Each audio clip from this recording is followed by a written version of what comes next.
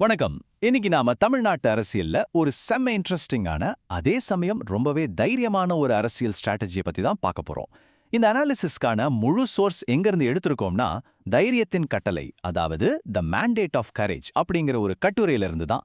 ஒருவேளை அரசியல்ல ஒரு பெரிய வெற்றிடம் வந்தா நடிகர் விஜய் எப்படிப்பட்ட ஒரு மாற்று வியூகத்தை கையில எடுக்கலாம் அப்படிங்கறத இந்த கட்டுரை ரொம்ப சூப்பரா விளக்குது. சரி வாங்க, இந்த தனித்துவமான அரசியல் பிளான் எப்படி ஒர்க் அவுட் ஆகும்னு இப்போ டீட்டெயிலா பார்க்கலாம். தைரியம் இல்லை என்றால் வெற்றி இல்லை. பாத்தீங்களா, இந்த ஒரு ஒற்றை வரிய சுத்தி தான் இந்த மொத்த அரசியல் சதுரங்க ஆட்டமும் நடக்குது. இந்த வியூகத்தோட ஆசிரியரே முழு பிளானையும் இந்த அரசியல் துணிச்சல் அப்படிங்கிற ஒரு அடித்தளத்துல தான் கட்டி எழுப்புறாரு. அதாவது எப்பவும் போல சேஃபான அரசியல் பண்ணாம பெரிய ரிஸ்க் எடுத்து துணிச்சலா ஒரு நிலைப்பாட்டை எடுக்கிறது. எந்த ஒரு பெரிய மாற்றத்துக்கும் ஒரு பெரிய மன உறுதி வேணும் அப்படிங்கிறது தான் இது நமக்கு தெளிவா சொல்லுது. சரி, இவ்வளவு ரிஸ்க் இருக்கிற இந்த ஸ்ட்ராட்டஜி எப்படி தான் வேலை செய்யுது? இத ஒரு 5 கட்டமா நாம பார்க்க போறோம். முதல்ல ஒரு தேர்தலுக்கு பிந்தைய இழுபறி நிலை, அடுத்து இதுல இருக்கிற ஆப்ஷன்ஸ், அப்புறம் எப்படி ஒரு ஒற்றை கட்சி ஆட்சி நடக்கும், இதுல இருக்கிற பெரிய ரிஸ்க் என்ன, கடைசியா இந்த மாஸ்டர் பிளானோட நிஜமான நோக்கம்தான் என்ன, இதெல்லாம் தான் நாம பார்க்க போறோம். முதல் கட்டம், தேர்தலுக்கு பிந்தைய இழுபறி நிலை, ஒரு கற்பனையான தொங்கு சட்டமன்றம். இப்போ நாம ஒரு கற்பனையான சிச்சுவேஷனுக்குள்ள போவோம். எலெக்ஷன் முடிஞ்சு யாருக்கும் மெஜாரிட்டி இல்லாத ஒரு தொங்கு சட்டமன்றம் அமைஞ்சிருச்சுன்னு வச்சுப்போம். இந்த நேரத்துல வர்ற முதல் ட்விஸ்ட் என்ன தெரியுமா?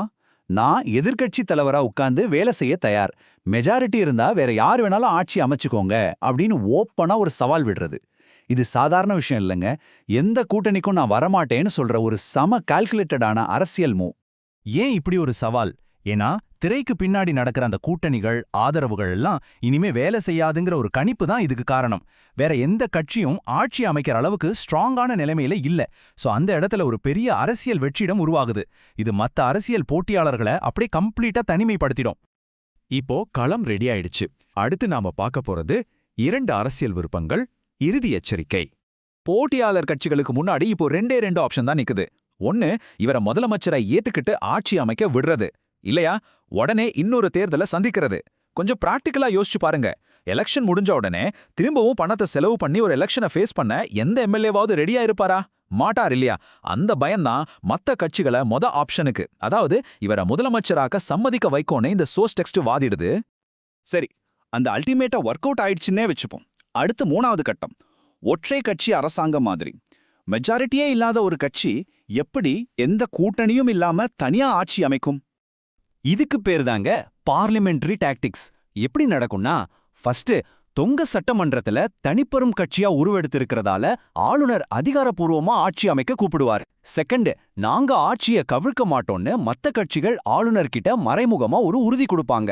ஃபைனலா சட்டமன்றத்துல நம்பிக்கை வாக்கெடுப்பு நடக்கும்போது எலெக்ஷனை தவிர்க்க நினைக்கிற எதிர்க்கட்சிகள் எல்லாம் அப்படியே வெளிநடப்பு பண்ணிடுவாங்க. இதனால அவையோட மொத்த பலம் குறைஞ்சி எந்த கூட்டணியும் இல்லாம ஈஸியா மெஜாரிட்டி கிடைச்சிடும். இப்படி உருவாறது தான் இந்த ஒற்றை கட்சி அரசாங்கம். அதாவது காங்கிரஸ், கம்யூனிஸ்ட், விசிகா இல்லனா ஐயுஎம்எல், இப்படியே எந்த ஒரு பாரம்பரிய கூட்டணி கட்சியோட தயவும் இங்க தேவைப்படாது. யாருக்காகவும் எந்த காம்ப்ரமைஸும் பண்ணாம ஒரு கம்ப்ளீட் ஒன் மேன் ஷோ மாதிரி முழு சுதந்திரமா ஆட்சி நடக்கும். அதுதான் இதோட ஸ்பெஷாலிட்டி. கேட்க ரொம்ப நல்லா இருக்குல்ல? ஆனா ஒரு நிமிஷம், இதுல ரிஸ்க் இல்லாம இருக்குமா என்ன? 4வது பகுதி அதான், அரசியல் உறுதியற்ற தன்மையின் அபாயங்கள். இந்த மாதிரி ஒரு ஆட்சியில இருக்கிற மிகப்பெரிய ஆபத்துகளையும் கட்டுரை ரொம்ப தெளிவா லிஸ்ட் பண்ணுது. ரிஸ்க், ஒருவேளை எதிர்பாராத விதமா வேற யாராவது மெஜாரிட்டி ப்ரூவ் பண்ணிட்டா அப்போ இவர் கண்டிப்பா எதிர்க்கட்சி தலைவரா உட்கார வேண்டிய நிலைமை வரும். 2வது, அதை விட பெரிய ரிஸ்க், மத்த கட்சிகள் எல்லாம் அடுத்த தேர்தலுக்கு ரெடியானாதும் கரெக்டா ஒரு நம்பிக்கையில்லா தீர்மானத்தை கொண்டு வந்து இந்த ஆட்சியை கவிழ்க்க நிறையவே சான்ஸ் இருக்கு. ஆனா இதுல இருக்கிற பியூட்டி என்ன தெரியுமா?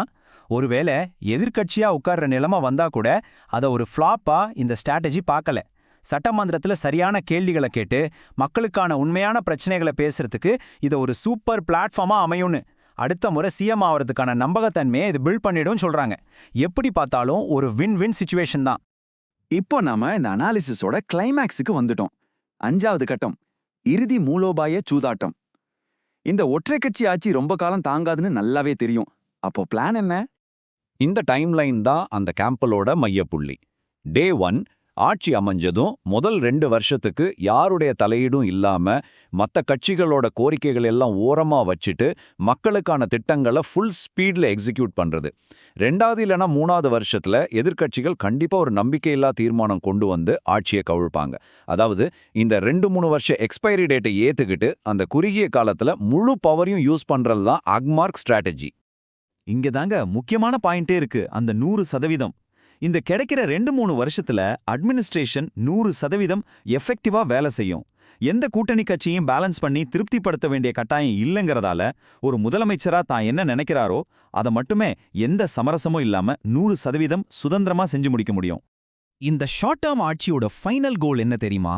இந்த மாநிலத்துக்கு கிடைக்கக்கூடிய பெஸ்ட் சீஃப் மினிஸ்டர் நான் தான் அப்படின்னு மக்கள் கிட்ட ப்ரூஃப் பண்றது.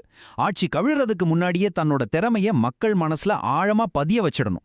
அடுத்த எலெக்ஷன்ல மக்கள் எந்த டவுட்டும் இல்லாம ஓட்டு போடுறதுக்கான ஒரு வெறித்தனமான ட்ரெய்லர் தான் இந்த ஆட்சி. ஃபைனலா நாம முடிவுக்கு வந்துட்டோம். இந்த சோர்ஸ் ஆர்டிகிள் நமக்கு ஒரு பெரிய கேள்வியை வச்சுட்டு போகுது. கூட்டணிகள் தொல்லையே இல்லாம 100% சுதந்திரமா குறுகிய காலத்துக்கு சமரசம் இல்லாம வேலை செய்யறது பெட்டரா, இல்ல ஒரு மாநிலத்துல இதனால வரக்கூடிய அரசியல் உறுதியற்ற தன்மை பெரிய ரிஸ்கா? தைரியமான அரசியல் தந்திரமா, இல்ல நீண்ட கால நிலையான ஆட்சியா? நீங்க என்ன நினைக்கிறீங்க? கொஞ்சம் யோசிச்சு பாருங்க. இந்த சுவாரஸ்யமான அனாலிசிஸ்ல என்னோட இணைந்திருந்ததற்கு ரொம்ப நன்றி.